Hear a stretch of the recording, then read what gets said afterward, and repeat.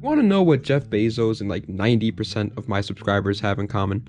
They love the Honda Accord. Yes, that's a real fact, by the way. Look it up. Mr. Bezos drives one and he loves it. But there's a good reason for that. For years now, the Honda Accord has perfectly blended practicality and reliability with enough space to get the job done for the average man. And in my opinion, no Honda Accord did that better than the wonderful 7th generation. My name is Mark Roden, and this is a deep dive on the Honda Accord 7th generation. Now, as always, before we go into details with the 7th gen Accord, we gotta talk about how we got to the 7th generation, because just like fridges with the water on the door, it surprisingly wasn't sculpted by the gods. The Honda Accord was first introduced in the 70s when America was going through a little bit of a crisis, because when are we not? And Americans wanted to buy something much better on gas, but didn't want the Civic because it was just a tad bit too small for their liking, so voila, the Honda Accord was built, which was just a perfect combination of being reliable and good on gas while still being large enough so if you got into a slight fender bender, you didn't end up with a Live Leak logo on a video of you. On top of that, the Accord sold very well, much better than the Civic and 99% of Japanese cars at the time. Them pesky boys over at Toyota made the Corolla though, so I can't say 100% because they were selling pretty well. But because of its success, Honda just kept making it better and better and better and selling more and more and more models, which leads us to September of 2002 when the Honda Accord became perfect. You see, friendo, up until this point, Honda Accords were still very cool cars, okay? As a matter of fact, the 4th generation is my personal favorite because I just love the design choices on that one. I think it looks fantastic. But they sadly never really had any oomph under the hood. That is until the 7th generation came along. The 7th gen didn't just look massively different from the previous generation, being significantly larger and more fancy with extra chrome bits and a much nicer updated interior, but it also was much faster. And if you decided you want to have a little bit of fun with illegal modifications, not saying you should modify your vehicle as that is against the law and I would never recommend such an evil act against humanity, but if you do decide to modify your car that you bought and you pay taxes on with the money that you worked for and also pay taxes on, and somehow that's illegal, then you can have an even faster car that, I'm sorry, but just kind of blew all the other Accords out of the water. And the reason why is simple.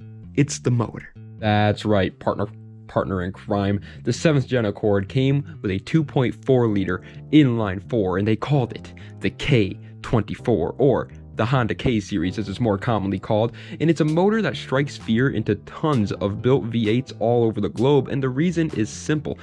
It's good for building some power. You see, the wonderful thing about building something like a Honda or a Nissan, or really anything Japanese for that matter, over the big old American V8s is the weight. Japanese cars are commonly called compact cars, and unless you haven't passed a 5th grade English class yet, then you know that that means the car is significantly lighter than most vehicles on the road, and the Accord is no exception. But I ain't gonna tickle your sphincter and play kickball with your trust here, and I'll be honest, the Honda Accord has always been slightly larger than the Civics of the time, and that is the main reason why you see people building those instead of Accords most often. But if you do some basic weight reduction and make sure you don't race anybody when you got the plus-sized queen in your passenger seat, then you should be fine and won't really notice too much of a difference if you build it right. And you want to know the best part about choosing a 7th gen Accord to build over something like a Civic?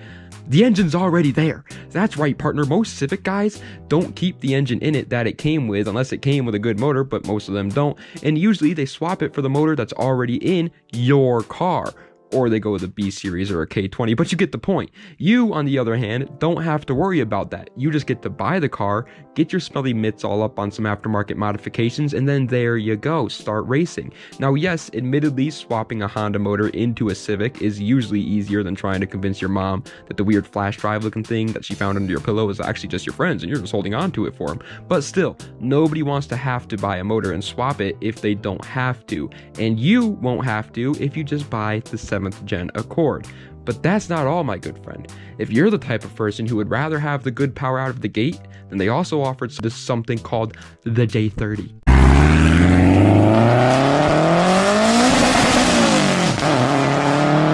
The V6 Accord with the 6-speed manual, or more commonly called the 6.6, is something that would literally solve world peace. Like, just imagine, bro, you got Biden, Kim Jong-un, Putin, Stalin, Osama, and Hitler all in a room together, right? And they're arguing about some boring political nonsense. But what's that?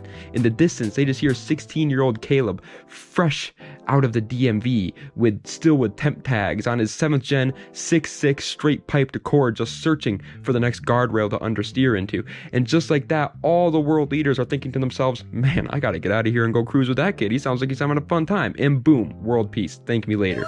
But in all seriousness, the combo is a damn good one. Because I didn't mention this before, but the K24 only makes 160 horsepower in the Accord when stock. And again, that number can very easily go up with some simple mods, but when the V6 version makes 240 horsepower out of the gate, it's kind of hard to make the decision on which one you'd rather go for, especially when you start to consider tuning potential, because even though obviously the K24 is the better option when it comes to making big power, the V6 is definitely not a slouch either. I also feel like most people watching this video are the type of guys who don't go all out on their builds, and that's a fine thing to do. Neither do I, man. But honestly, if you're just gonna go full bolt-ons in a tune and just have a fun little daily driver that you don't have to worry about when driving, then I can't believe I'm saying this, but I'd stay away from the K24. I feel like I might get shot if I drive by a Honda guy after saying that, so let me make myself very clear. The K24 is definitely the better motor of the two when it comes to strictly power potential, but I truly believe most people won't be building the car to be that fast in the first place and won't be using all of the K24's potential,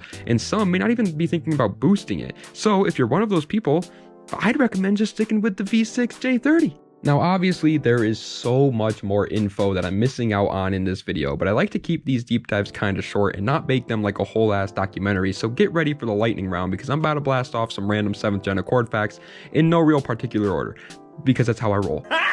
First, let's talk about the body style. Obviously, Accords have always been offered as a sedan, so there's no real surprise there, but the coupe models are equally cool, and since they're lighter than the sedans, the best option for out-of-the-box performance is surprisingly the 6.6 Accord coupe with the hybrid motor in it. Yes, that's right, because the hybrid actually adds 15 horsepower to the car, bringing it up to 255 horsepower. And considering it has a gas mileage of 29 miles per gallon average, while the regular V6 J30 gets 21 and the inline 4 K24 only gets 23, it's honestly not a bad idea at all if you're a car guy and want to buy the V6 hybrid coupe version of this car as a sort of just fun daily driver that you're never going to put any mods on. Also, for those lucky enough to have never used Facebook Marketplace before, let me tell you, it's very easy to find any of these versions of the car for right around the $5,000 mark all day long.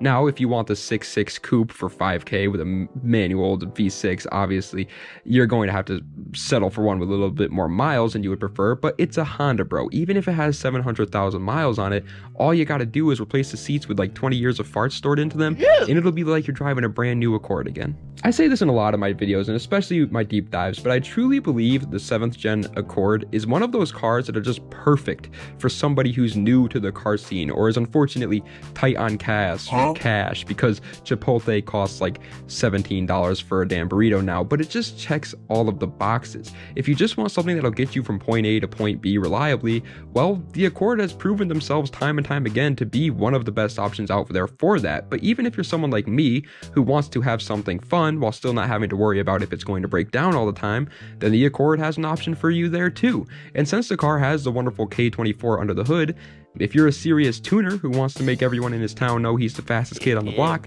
then the 7th gen Accord has you covered as well. There's quite literally no circumstance where the 7th gen Accord won't be a good option for you, especially at the price that it's at right now. Unless, of course, you're looking for like a family vehicle or need something to tow and go off-road it with, but it truly is just an amazing car. And before you comment down below with your negativity talking about but it's just a sedan, it looks boring, I heavily disagree, and I know a lot of people will disagree with you too on that, but I respect your opinion. After all, I did not make this video to try to sell you the car. I'm not a salesman, and to be honest with you, the less people who buy 7th gen Accords, the more the price goes down, so I'd actually prefer if you don't buy it, but I simply made this video because I like to talk about the cars that nobody else does. The 7th gen Accord does deserve all the love it can get, and I'm not afraid to get some backlash from the car community just because I said that. To me, and many others out there, I'm kind of tired of sitting here waiting for cars to become stupidly overpriced before I start dreaming about owning them one day. So, with that being said, I hope I at least made you open your mind up a bit more to the idea that a Honda Accord can be much, much more than the boring sedan that you've always thought it was.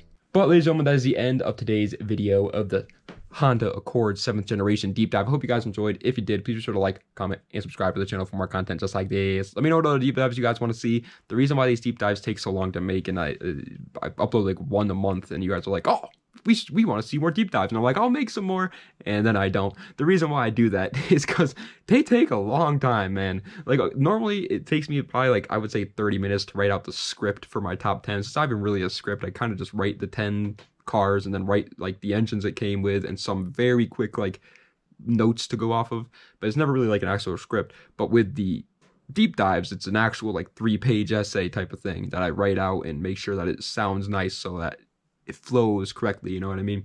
And so with that being said, you know, keep in mind that it does take me some time to build these deep dives, but I want to make more of them. So let me know what other cars you want to see a deep dive on. Obviously, kind of, you know, keep in mind that I am a YouTuber, so I do have to kind of think about like, is this video going to do good? So if you say like, oh, can you do a deep dive on the 1982 Cadillac DeVille? I'm going to be like, listen, man. No, probably not going to do that because I don't think it's going to get any views, so probably not gonna. But if you still want to see a car that makes sense for a YouTuber to upload, let me know in the comment section below and I'll get on it. But anyway, thank you guys so much for watching. I appreciate it. I'm doing an AFK glitch in GTA Online right now. It's on my TV right behind me, and this guy is trying to kill me, but he can't because I'm in passive mode. I don't think he understands that. But anyway, it's hilarious. I just wanted to let you guys know that. But look at me. Look at my guy. He's just walking in circles so I can make money. That's how you have to make money in this game, just walking in circles. But anyway, thank you guys so much for watching. I appreciate it. Das Vidania, and have a nice night.